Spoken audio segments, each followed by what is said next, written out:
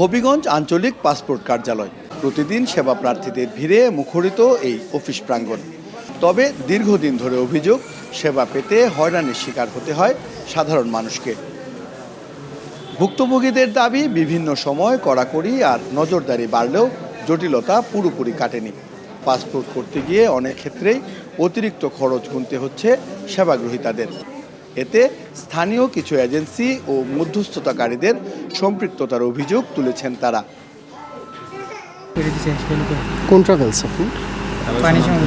সরেজমিনে দেখা যায় কিছু ফাইলে বিভিন্ন সংখ্যা বা চিহ্ন ব্যবহার করা হয়েছে। ভুক্তভোগীদের বক্তব্য অনুযায়ী এসব চিহ্নযুক্ত ফাইল দ্রুত গ্রহণ করা হলেও সাধারণ আবেদনকারীদের ফাইলে নানা অজুহাতে ত্রুটি ধরা হয়। ফলে দীর্ঘসূত্রিতা আর ভোগান্তির মুখে পড়ছেন অনেকেই। পাসপোর্ট অফিসের সামনে একজন এজেন্সির মাধ্যমে ধরছি, নেওয়ার পরে সব কিছু ওকে করে দেওয়া হয়েছে, যে ফর্ম চালান ফর্ম সব কিছু ওকে করে দেওয়া হয়েছে। দেওয়ানোর পরে নিয়ে জমা দিছি। স্যারে একটু গাড়াগাড়ি করে দেখছি, দেখার পরে স্যারে বলতেছে যে আপনার চেয়ারম্যানের সার্টিফিকেট লাগবে। তারপরে আবার এই লোকের কাছে গেছি, এই কাগজপত্র নিয়ে যাওয়ানোর পরে এই লোকে আবার কি যে একটা আমার ফর্মের পিছনে কি যে নম্বর লিখেছে 620 এরকম আর কি। লেখানোর পরে আবার জমা দিছি, জমা দেওয়ার পরে ঠিক আছে। এখন 3টা বাজে আর কি, এই হয়রানি হয়ে এখন আমারটা নিচে জমা নেওয়া হয়েছে। চেয়ারম্যান সার্টিফিকেট লাগবে না, ওই 620 একটা সংখ্যা, এটা দেখার পরে ঠিক হয়ে গেছে। একটি সূত্র জানায়, এসব চিহ্নযুক্ত ফাইলের সঙ্গে অতিরিক্ত অর্থ জড়িত থাকে। প্রতি ফাইলে 2 থেকে 3 হাজার টাকা পর্যন্ত বাড়তি খরচ গুনতে হয় বলে অভিযোগ রয়েছে। আবার সংশ্লিষ্টদের মতে এই প্রক্রিয়ায় প্রতিদিন বিপুল অঙ্কের টাকা লেনদেন হয়।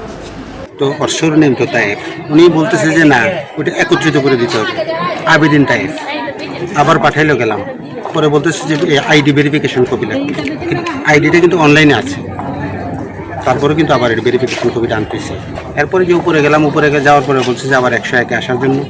101-এ আসার পরে আবার বলতেছে যে 104-এ যাওয়ার জন্য। 4 থেকে নিচে আসলাম, এখন ফিঙ্গারপ্রিন্ট দেবে আর কি। অন্যদের ভোগান্তি হলো, আপনার কেন হচ্ছে? নিজে অ্যাপ্লাই করলাম, নিজে অ্যাপ্লাই করলে নিজে করার জন্য। আমি কোনো ট্রাভেলস বা কোনো এজেন্সির মাধ্যমে তো করি না। ট্রাভেলসের মাধ্যমে করলে কী হয়? একটু সহজ হয়, কোনো প্রশ্নই করে না, সহজেই দিয়ে দেয়। দিকে তারা আবার পরে যে আমার অনেক পেশেন্ট ওরাইছে, আমি আইডি কার্ড দিয়ে সব নিয়ে আসলাম। তারপর আমার বলছে যে এইটা আইডি কার্ড নিয়ে অরিজিনালটা আনতাম, আনছি। তারপর আবার হয়েছে ভেরিফিকেশন কোড আনতাম, এটাও আনছি। তারপর অনেক পেশেন্টও করছে, অনেকক্ষণ ওয়েট করাইছে।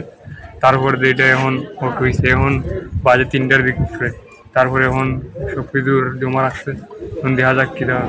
আপনি আসছিলেন কয়টার দিকে? 9টার দিকে। 9টার দিকে আইসা এখন 3টা বাজে। একাধিক ফাইলের কপি ও সংশ্লিষ্ট প্রমাণ সংগ্রহ করে আমরা হাজির হই অফিসের উপপরিচালকের কাছে। প্রথমে তিনি অভিযোগগুলোকে ভিত্তিহীন বলে দাবি করেন, কিন্তু বিভিন্ন ফাইলে থাকা সাংকেতিক চিহ্ন ও প্রাপ্ত প্রমাণ উপস্থাপন করা হলে তার বক্তব্যে আসে পরিবর্তন। এক পর্যায়ে তিনি স্বীকার করেন, বিষয়টি সম্পর্কে তিনি অবগত ছিলেন না, তবে ক্যামেরার সামনে কোনো মন্তব্য করতে রাজি হননি তিনি। এতদিন ধরে যে এই সিস্টেমটা চলে আসছে, বিষয়টা আমি জানতাম না, এরকম কিছু জানতাম না। আমি শুধু চেক করছি অল ডকুমেন্ট শেষ, যেমন আমার এখানে যত জমা হয়েছে সবগুলো অ্যাপ্রুভাল হয়েছে, কোনো কারো পেন্ডিং নেই। বিষয়টা হচ্ছে আমি যেহেতু জানলাম, আমি কালকে থেকে নিজেই চেক করব যে ফাইল জমার বিষয়টা কি। প্রয়োজন আমি নিচেই বসবো, আমি সবাই ডাকবো কার কি প্রবলেম, কে এটার সাথে জড়িত, কি বিষয়। আর প্রয়োজনে আমি রবিবার থেকে আমি নিজেই বসবো।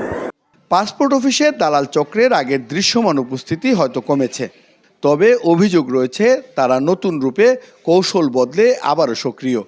এখন তারা নিজেদের পরিচয় লুকিয়ে কাজ করছে ভিন্ন আঙ্গিকে। চ্যানেল 5, হবিগঞ্জ।